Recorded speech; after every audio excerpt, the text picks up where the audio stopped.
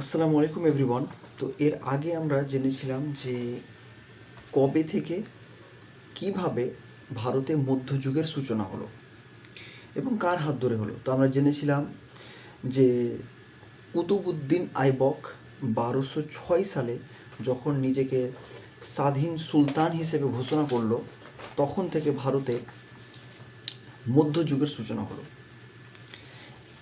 এবার কুতুবউদ্দিন আইবকের পরে কারা কারা শাসক হলো সেটা আলোচনা করার আগে কয়েকটা জিনিস আমাদেরকে বুঝে নিতে হবে, কয়েকটা টার্ম, কয়েকটা নাম, কয়েকটা সংজ্ঞা।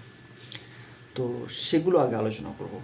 সেগুলোর মধ্যে প্রথম যে প্রশ্নটা হলো যে তুর্কি শাসকরা যখন শাসক হতেন তো নিজেদেরকে সুলতান বলতেন, সম্রাট বলতেন না, রাজা বলতেন না, প্রধানমন্ত্রী বলতেন না, নিজেদেরকে সুলতান বলতেন। তো প্রশ্ন হলো যে তুর্কি শাসকরা নিজেদের সুলতান কেন বলতো?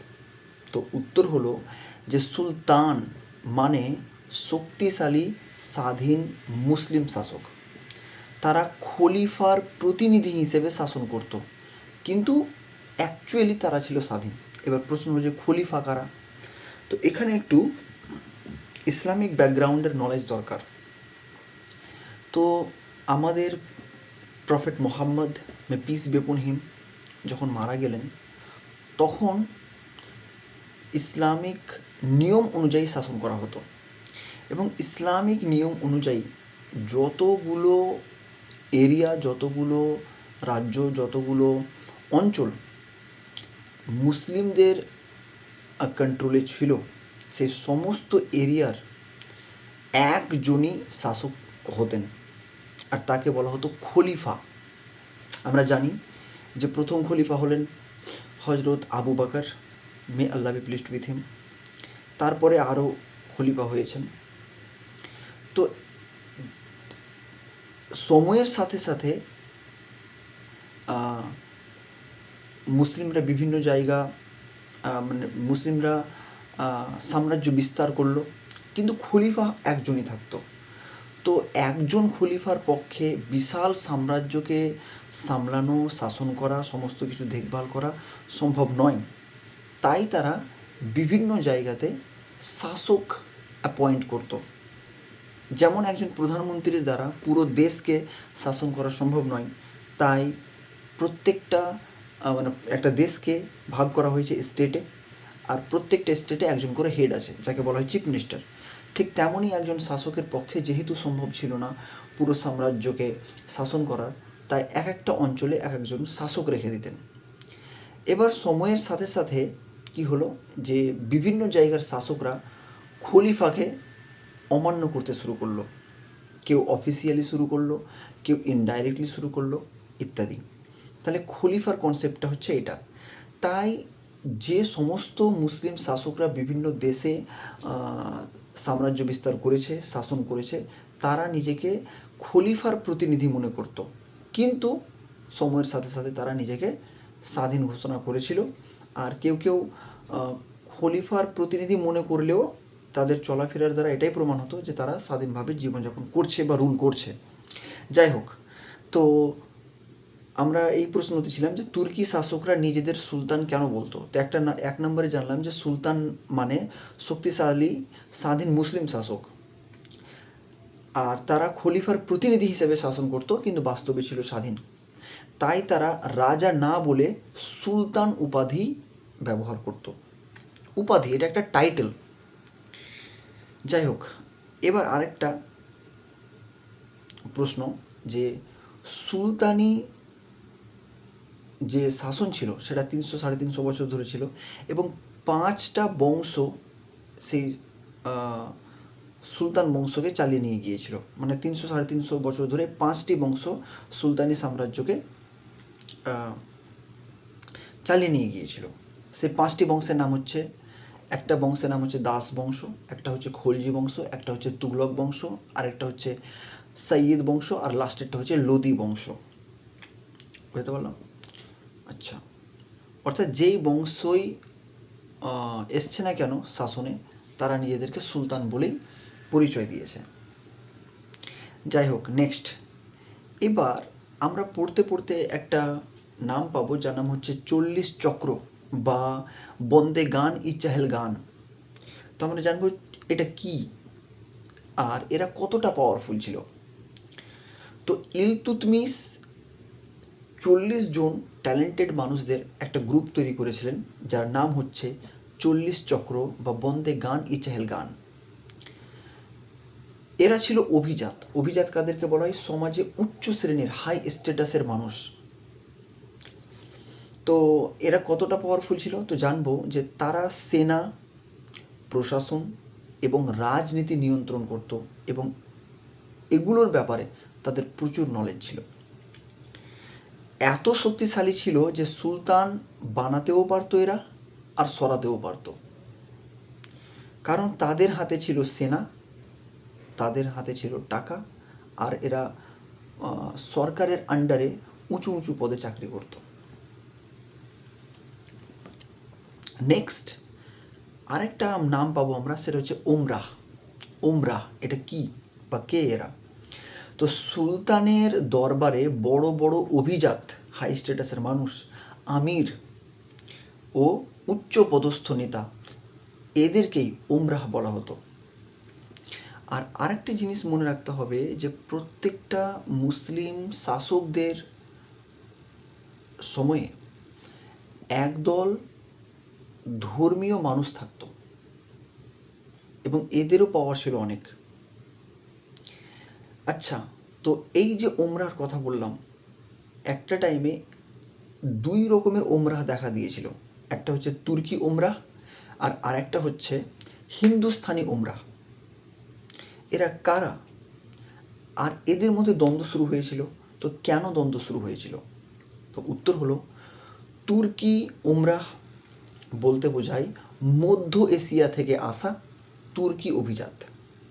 হিন্দুস্থানি ওমরাহ ভারতের স্থানীয় মুসলিম অভিজাত। দ্বন্দ্ব হতো কারণ তুর্কিরা সব বড় বড় পদ নিজেদের দখলে রাখতে চাইতো, স্থানীয়রা সুযোগ চাইতো কিন্তু সুযোগ পেত না। একটা টাইমে সুলতান রাজিয়া ও 40 চক্র এর মধ্যে সংঘাত দেখা দিয়েছিল। সুলতান রাজিয়া এই 40 চক্রদেরকে খুব একটা পছন্দ করতেন না, আবার 40 চক্র এরাও সুলতান রাজিয়াকে পছন্দ করতেন না। আমরা জানব কেন। নাম্বার 1, রাজিয়া তুর্কি অভিজাতদের ক্ষমতা কমাতে চেয়েছিলেন। 2 নম্বর হলো অতুর্কি, মানে যারা তুর্কি নয়, অতুর্কিদেরকে বড় বড় র্যাঙ্কে চাকরি দিত, বড় বড় পজিশন দিত সুলতান রাজিয়া, যেটা তুর্কি অভিজাতদের পছন্দ ছিল না। তারপর আরেকটা কারণ ছিল যে এই তুর্কি অভিজাতরা নারী শাসক হওয়া পছন্দ করতেন না। তাই একটা টাইমে এই 40 চক্র সুলতানা রাজিয়ার বিরুদ্ধে বিদ্রোহ ঘোষণা করেছিল। তাহলে লাস্টে যদি শর্টকাটে বলি তাহলে বলবো যে তুর্কি শাসকরা স্বাধীনতা বোঝাতে সুলতান বলতো। দিল্লি সুলতানি 5 বংশে বিভক্ত: দাস, খলজি, তুঘলক, সৈয়দ, লোদি, এই 5টি বংশ। 40 চক্র ছিল শক্তিশালী তুর্কি অভিজাত দল। ওমরাহ মানে দরবারের বড় বড় অভিজাত। তুর্কি ও হিন্দুস্থানি ওমরাহদের মধ্যে ক্ষমতার লড়াই ছিল, আর রাজিয়া তাদের ক্ষমতা কমাতে চাওয়ায় সংঘর্ষ বেঁধেছিল। ভিডিওটা একটু বড় হবে কিন্তু কিছু করার নেই। তো এই কয়েকটা টার্ম আমাদেরকে জানতে হতো, আর এই কয়েকটা টার্ম নাম আমরা জেনে নিলাম। এবার জানবো যে কুতুবউদ্দিন আইবক 1206 সালে যখন শাসন করতে শুরু করলো, তারপর কারা কারা মানে শাসন করেছিল। আর বলে রাখি, কুতুবউদ্দিন আইবক এর মাধ্যমে দাস বংশ এর স্টার্ট হয়।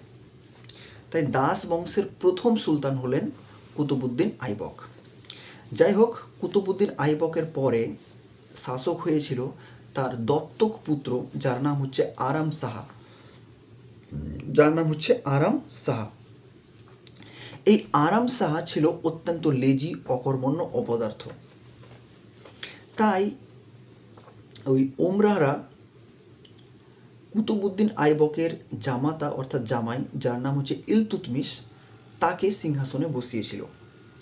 আর এই ইলতুৎমিশই কিন্তু ওই 40 জন এর গ্রুপ, যার নাম হচ্ছে 40 চক্র বা বন্দে গান ই চাহেল গান, সেটা তৈরি করেছিল।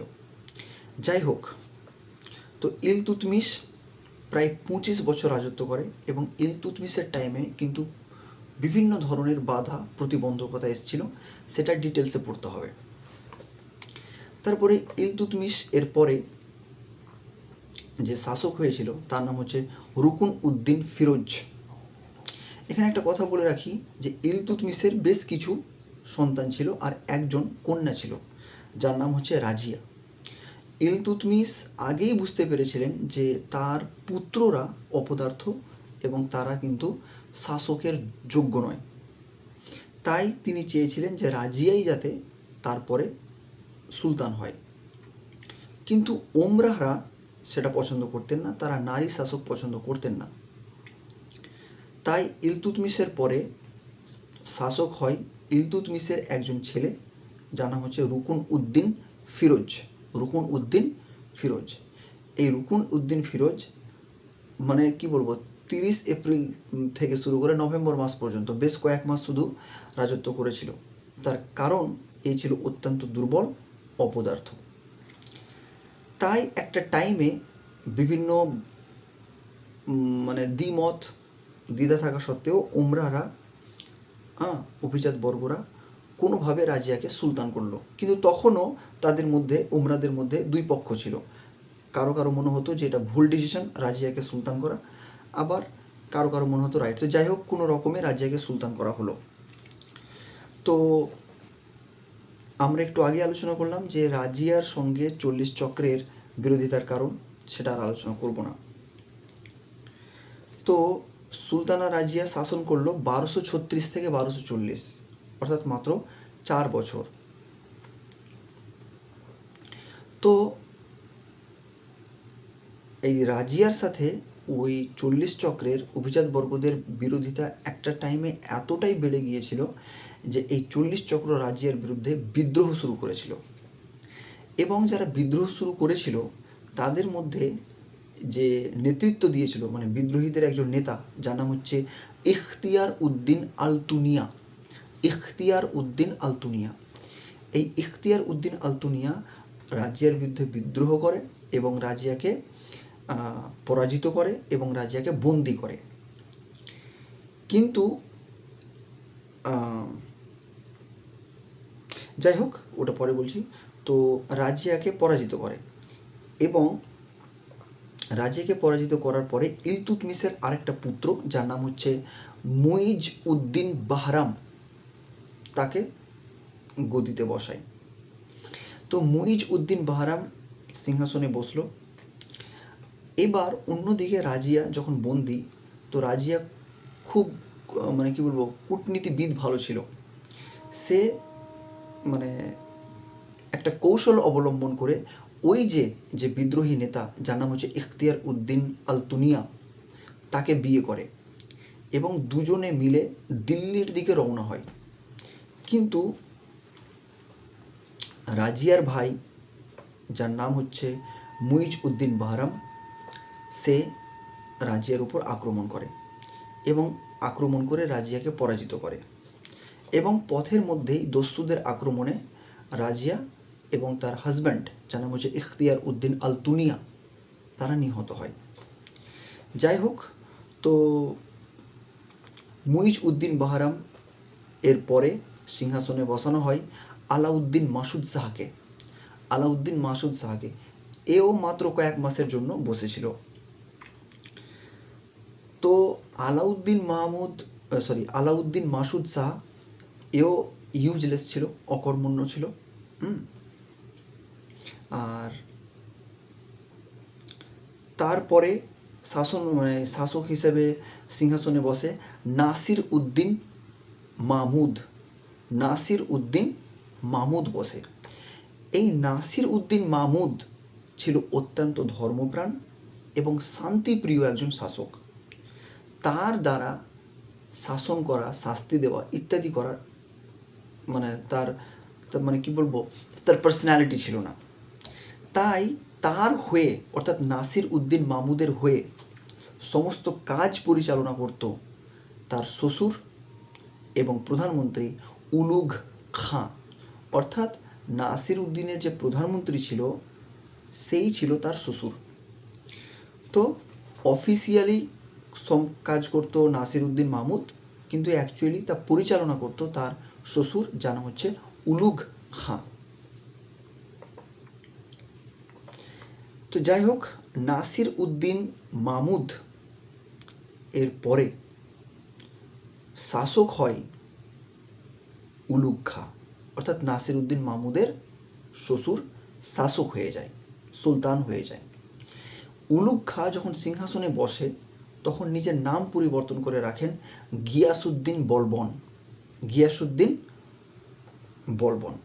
এই গিয়াসউদ্দিন বলবন কিন্তু দীর্ঘদিন ধরে রাজত্ব করেছিল, শাসন করেছিল। সে 1266 থেকে 1287 খ্রিস্টাব্দ পর্যন্ত 1266 থেকে 1287 খ্রিস্টাব্দ পর্যন্ত শাসন করেছিল।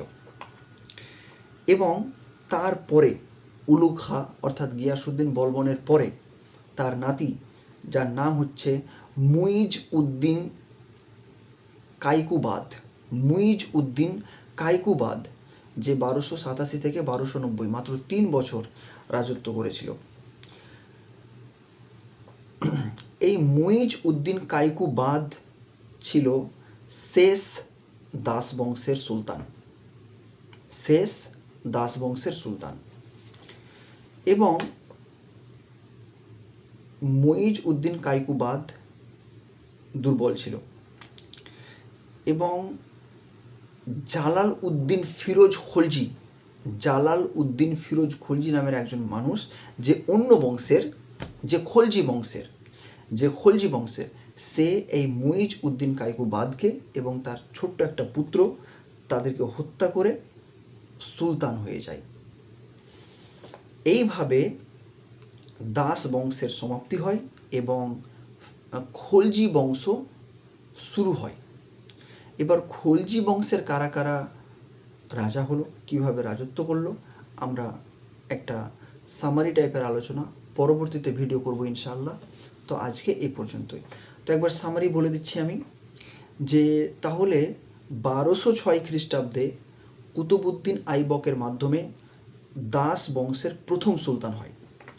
কুতুবউদ্দিন আইবকের পরে তার দত্তক পুত্র আরহাম শাহ শাসক হয়। সে ছিল ইউজলেস, তাই তার জামাই অর্থাৎ কুতুবউদ্দিনের জামাই ইলতুৎমিশকে সুলতান করা হয়। ইলতুৎমিশের পর সুলতান হয় রুকুন উদ্দিন ফিরোজ, সে ছিল দুর্বল, তাই ইলতুৎমিশের কন্যা, যার নাম হচ্ছে রাজিয়া, তাকে শাসক করা হয়। রাজিয়ার পরে তার ভাই মুইজ উদ্দিন বাহরামকে শাসক করা হয়। মুইজ উদ্দিন বাহরামের পরে আলাউদ্দিন মাসুদকে শাসক করা হয়। আলাউদ্দিন মাসুদের পরে নাসির উদ্দিন মাহমুদকে শাসক করা হয়। আর নাসির উদ্দিন মাহমুদ এর শ্বশুর এবং প্রধানমন্ত্রী উলুঘ খাঁ সমস্ত কাজ পরিচালনা করত এবং একটা সময় সেই হয়ে গিয়েছিল শাসক বা সুলতান। এবং উলুঘ খাঁয়ের যে উপাধি, তার নাম হচ্ছে গিয়াসউদ্দিন বলবন। এবং গিয়াসউদ্দিন বলবনের পরে তার নাতি মুইজ উদ্দিন কাইকুবাদ হয় শাসক। আর যেহেতু সে ছিল অত্যন্ত দুর্বল, তাই খলজি বংশের একজন বিদ্রোহী নেতা, যার নাম হচ্ছে জালাল উদ্দিন ফিরোজ খলজি, সে এই মুইন উদ্দিন কাইকুবাদকে হত্যা করে এবং খলজি বংশের সূচনা করে। এটুকুই, জানি না কতটা ভালো করে বুঝালাম, but I tried my level best. আসসালামু আলাইকুম।